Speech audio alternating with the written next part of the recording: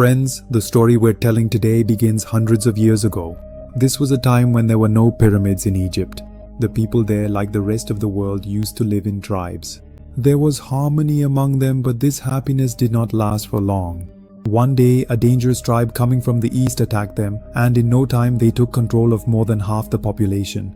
The chief of this tribe was named Memnon, who wanted to rule the entire world, and he aimed to achieve all this through his sorceress Cassandra. Actually, friends, Cassandra is a very powerful sorceress. With the strength of her powers, she can see the future. She knows in advance the outcome of every battle, whether it will be victory or defeat. Because of her reign of terror, more than half the tribes were under her control, and those few that remained were only a matter of days away from falling as well. Because even the chiefs of these tribes don't want to fight out of fear of Cassandra, except for one whose name was Pharaoh. We see that in the evening, Pharaoh holds a meeting with the other tribes and calls upon 3 brave warriors of the Akkadians, who were recently devastated by Memnon, to convince Cassandra. He also gives them precious stones to complete this task. Among these warriors was Matthias, whose bravery was renowned everywhere. He was about to carry out this mission with the help of his stepbrother Jessup and their friend Rama. After this, Matthias arrives at the place with his companions where Memnon's army was stationed. But unfortunately, as soon as they enter the tribe, Memnon's army spots them and starts attacking them instead. First they kill Rama, then capture Jessup and start chasing after Matthias. Meanwhile, Matthias somehow manages to find the sorceress Cassandra. He is just about to kill her when Cassandra, after seeing Matthias's future, tells him that he has been betrayed. This betrayal came from his own people, and upon hearing this, he suddenly stops. By then, Memnon's men arrive from behind and capture him. After this, Matthias is brought before Memnon. He is suddenly shocked by the atmosphere there, because here, along with Memnon, the pharaoh's son Takmid was also present, who had killed his own father and joined hands with Memnon. In fact, it was Takmid who had betrayed their group, and an even bigger shock comes when Memnon kills his brother Jessup right before his eyes, and now it was his turn. He was just about to make him his prey when Cassandra comes and stops him, saying that something very evil is connected to this man. If we kill him, a storm of misfortune will break upon us. All our victories will turn into defeat, and in the blink of an eye, everything will be destroyed. Hearing Cassandra's words, Memnon stops. He comes up with a new trick to get his way. After that, in the morning, we find Matthias in the middle of a vast empty field, staked to the ground with the spear of a horse named Arpid. Actually, this field was full of man-eating ants. The ants are so dangerous that they can finish someone off in minutes. At that moment, a soldier comes and creates smoke all around. All the ants, enraged, start fleeing from their nests. But before they can harm Matthias, Arpid somehow manages to free himself. Then he helps Matthias escape from there as well. This is how the two of them become friends. After that, the two of them started living together. Meanwhile, on the other side, Memnon asks Cassandra which kingdom he should attack next. Seeing this, Cassandra tells him to stop the bloodshed, because now they already have so many tribes that managing them has become truly difficult. But Memnon was never one to be satisfied. He wants to rule the whole world so that he can finally marry Cassandra. To this, she reminds him that the day they come close to each other, all her powers will be lost forever.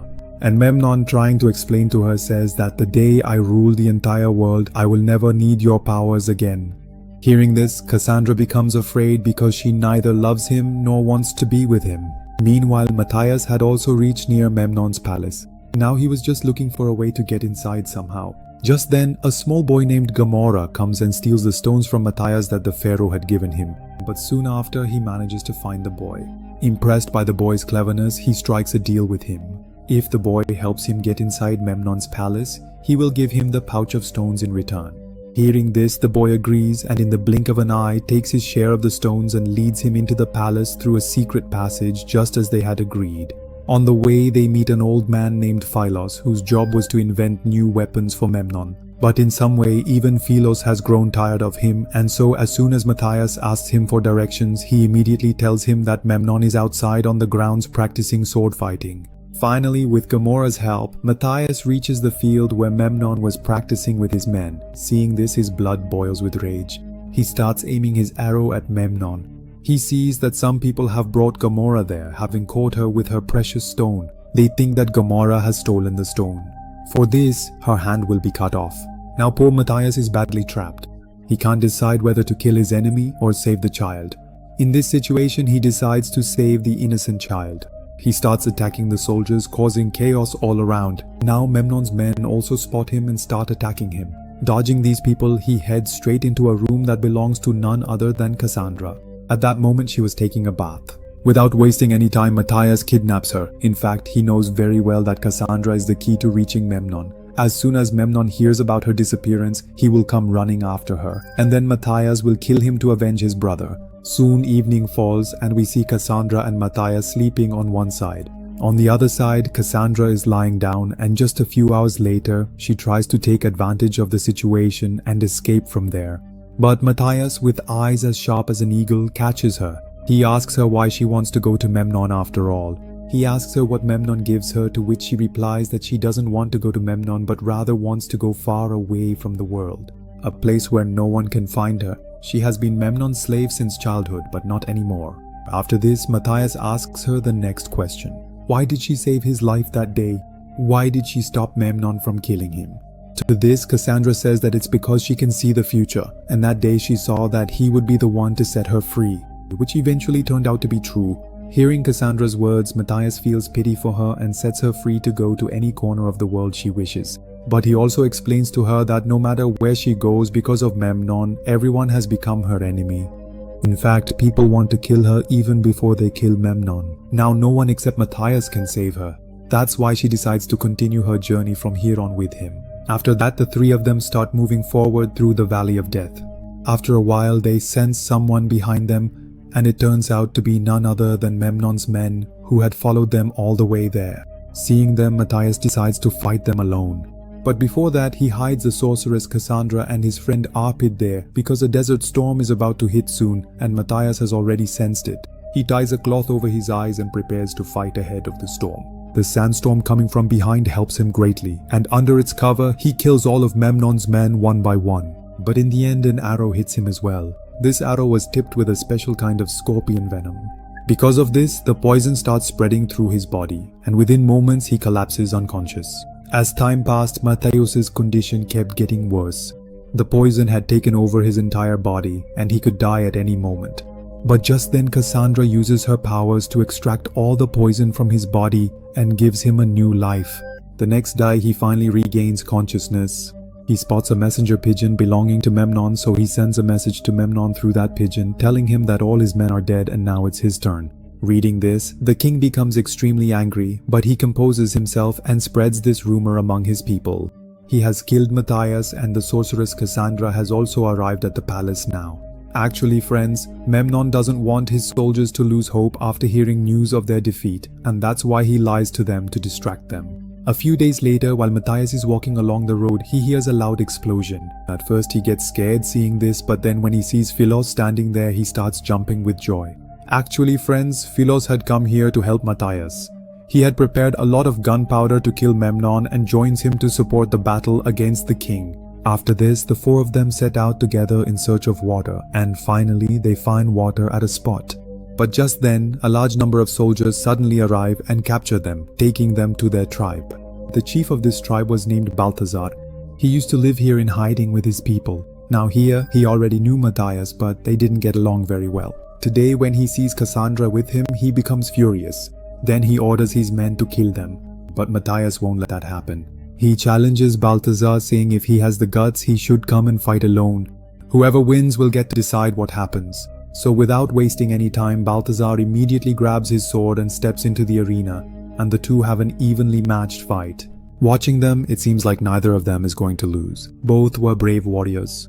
But in the end, Matthias overpowers Balthazar and defeats him. But here, he doesn't kill him because he only thirsts for Memnon's blood, and he requests everyone that as long as they have a common enemy, why not join forces and fight together? Balthazar really likes what Matthias says, and now he agrees to join them. After that, the people of the tribe welcome them. That same night, Cassandra suddenly has a dream. A little while later, when everyone is asleep, Memnon's men will attack here. The attack will be so horrific that there will be dead bodies everywhere. She runs and tells Matthias about it directly, but Matthias believes more in the strength of his own hands than in the lines of fate. He didn't believe in any of these things at all. Just then, Cassandra has another vision of the future. This time, she sees that as soon as Matthias enters the palace, he will be struck by an arrow, which will kill him. Seeing all this, poor Cassandra becomes even more frightened. She keeps trying to convince Matthias again and again, but he doesn't listen to her at all, nor is he afraid of death anymore. Seeing the love for him in Cassandra's eyes, Matthias gets very close to her. The two of them become so close that no one could have imagined it. To the extent that Cassandra doesn't even remember what a big mistake she has made, because now her powers are gone. But even then she has no regrets about it. In the middle of the night, she decides to return to the mansion and go to Memnon herself in order to save Matthias and the rest of the innocent tribe members. And when Matthias finds out about this in the morning, he sets out alone towards the palace to save her.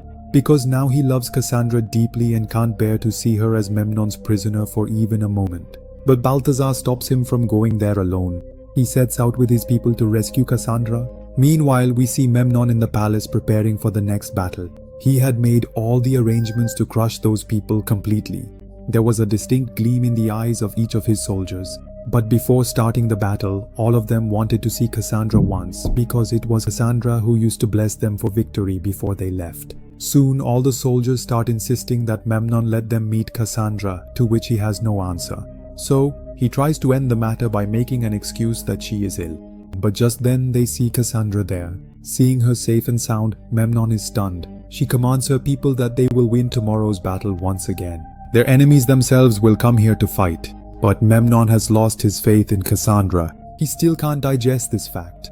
After all, why couldn't such a powerful sorceress foresee her own abduction? Now, somewhere deep down, he suspects that Cassandra has lost her powers. To clear up his doubts, he takes her to a room and has 6 jars brought in. 4 of these jars contained poisonous snakes, and now he tells her to put her hand into an empty jar. But the sorceress Cassandra puts her hand into the jar that has a snake in it. But instead of being afraid, she grabs the snake with her own hands, places it right in front of Memnon and shouts loudly, "Your death is near." Hearing this, Memnon's blood boils with rage. As soon as he draws his sword to kill Cassandra, Matthias and his army arrive. Now on one side, Matthias and Memnon stand face to face, while on the other, the young chief, the pharaoh's son and traitor Temit advances to kill Balthazar. Within minutes, he falls victim to Balthazar's sword. Meanwhile, a fierce battle is raging between Matthias and Memnon. You could say that Matthias was overpowering his enemy. At that moment, Memnon cunningly throws a spark at him, causing Matthias to become momentarily blinded and stumble to the ground. Just then, Cassandra notices a soldier approaching from the front, whose arrow is aimed at Matthias. Cassandra tries to save him, but despite her efforts, the arrow strikes Matthias in the back. This was the same dangerous scene that Cassandra had seen in her dream the previous night. Seeing Matthias wounded, she angrily kills the soldier right there with a sword. Meanwhile, in his agony, Matthias spots a bow in front of him. Somehow he picks it up and strikes with it on his back. He pulls the arrow out of his body and then uses that very arrow to finish off Memnon, who is standing in front of him. The blow to the chest was so powerful, Memnon doesn't get even a moment to recover. He is caught in the explosion of the gunpowder set by fields below and is burned to ashes right there, resulting in his death. And now Matthias was the new king of those people. All the tribesmen bow before him and salute him. The next morning, Matthias was happily bidding farewell to Balthazar and his people. Everyone was extremely happy when Cassandra arrived there. She tells Matthias that now this kingdom will spread throughout the world. There will be peace and prosperity everywhere. Hearing this, Matthias is a bit surprised. He asks her, "You can't see the future, so how are you saying all this?" To this, Cassandra tells him that she only spread this lie to keep Memnon away from her, so that he wouldn't harm her. And hearing this, Matthias embraces Cassandra. With that, our story comes to an end here. Well, let us know in the comments how you liked the story. See you next video. Thank you so much for watching. Peace out.